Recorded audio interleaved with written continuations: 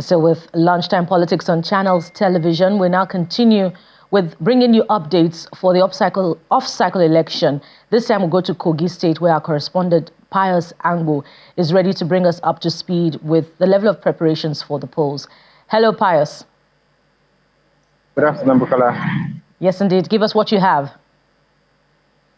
Okay, the election preparations in Kogi State has been intense. We've had sensitive materials being deployed, while on the road here by the Ganaja flyover earlier, a huge security and election materials were flowing down to the Kogi Central Senatorial District, as we have it, as well as Kogi East Senatorial District, while we're in Kogi West Senatorial District in Kogi. The deployment of police personnel and other security agencies are 40,000 in Kogi State. And the DIG in charge of the election security in Kogi State, Mr. Habu Sani, says that the approach to the election this time in Kogi State, because of the level of election complaints in Kogi State, is that all the area commands will be manned by commissioners of police, while the divisional offices will be manned by Deputy Commissioner of Police to be assisted by Assistant Commissioner of Police down to the ward and polling units level. He also mentioned the peculiar nature of Kogi boundary with 10 states, and that we are taking very serious steps to ensure that the 10 border states in Kogi State are well protected with air asset deployment using the surveillance, the sea, River Benue, River Niger confluence here, as well as land troops. And that we should be rest assured on this election that we will see visible security men available to provide security for voters, that there shouldn't be any apprehension on our part, that they should come out and exercise their franchise peacefully. And so that's been said about election materials distribution, security as it were. But knowing what elections in Kogi State is, I was here 4 years ago, people must take practice steps. The security must work the talk. INEC must be impartial so that we have peaceful conduct of the polls tomorrow. Pius, it's significant that the number of personnel, security now deployed to ensure safety of everyone, man and material during tomorrow's exercise is higher than that of Imo and Bayelsa State. Speaking of which, tell us about this, the sense of the mood of Kogites themselves.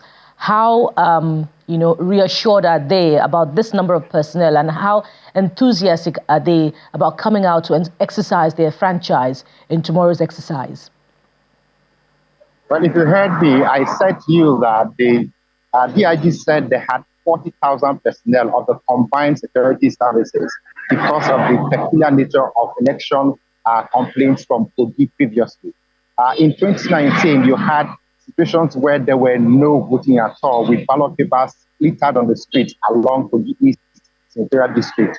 These complaints were raised with the DIG yesterday, and they assured journalists who were there to tell the masses, the voters, that it will not be the same because of the strategy they are deploying this election for security, surveillance, condition, and protection of voters. And they appeal to residents of Kogi State and voters to cooperate with the security services, police, DSS, army, civil defense, prisons, and all the immigration, that anywhere they find any information that will lead to the compromising the integrity of the election, they should reach out to this personnel or use the hotlines for them to be able to nip such issues in the bud, and assure the voters that there will be no issue or threat to their life. Yes, this election in Kogi State is very competitive, given that there are candidates from all the three senatorial zones justly for the seats. And people are turning up from the campaigns as we went around the state last 1 week. You would see visibly people wanting to participate in the election because they feel that this time they may have a shot at credible election. And so a lot of campaigns, during the campaign, you see a lot of people stating and giving this commitment that they must participate to have their choice candidate or maybe best candidate emerge as governor for the state. So we'd expect that tomorrow, with the level of deployment of security men and this commitment from voters, we will see them turn out better than they did 4 years ago. Yes, indeed. Pius, I heard you in the first place when you talked about the number of personnel deployed. I only sought to know whether the people of Kogi themselves reassured about measures of security put in place and whether they're enthusiastic about the process?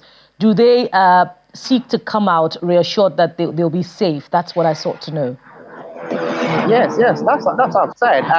From during the campaigns, as we went out, we heard people saying this election is going to be different, that they want credible elections, and the police have given that guarantee. I can tell you that the average man on the streets of Lokoja and other parts of Kogi State that we went says they want to vote in this election, that they are ready. But some people are coming in from other parts of the country into this election in Kogi State, that they want to go and vote in their villages. That's how determined the people want to participate in this election. So it's not a given that they don't want to lose this chance this time, because they believe with the promises that have been made right from now, before now, by the IG and the security team, that there will be adequate security. They say they would come out and vote and ensure that their votes count. So it's not taken from them. They are preparing for this election. They're enthusiastic about it, like I said to you earlier.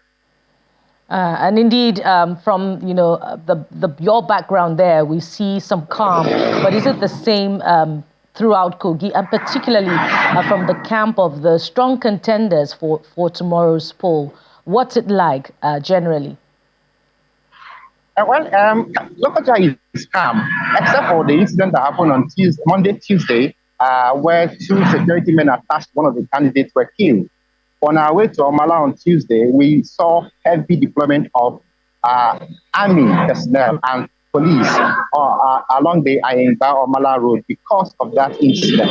And this prompted the IG's visit when he came to town to look into the matter, and he has taken over that investigation, according to the DIG yesterday. Other than that incident in Kogi East rather, earlier in the week, we haven't had any complaints about candidates being attacked or political parties or supporters fighting. I think that the commitment they gave at the peace pact would stand if everything is maintained, the status quo is maintained, given that we now have additional troops or deployment in the town to contain anything prior to that incident earlier in the week.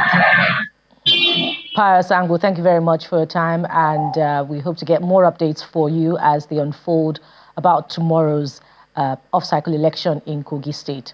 Our correspondent, Pius Angbo, reporting on the level of preparation for the off-cycle election in Kogi State, the governorship election to be precise, that will take place tomorrow. He reported from Lokoja, the state capital.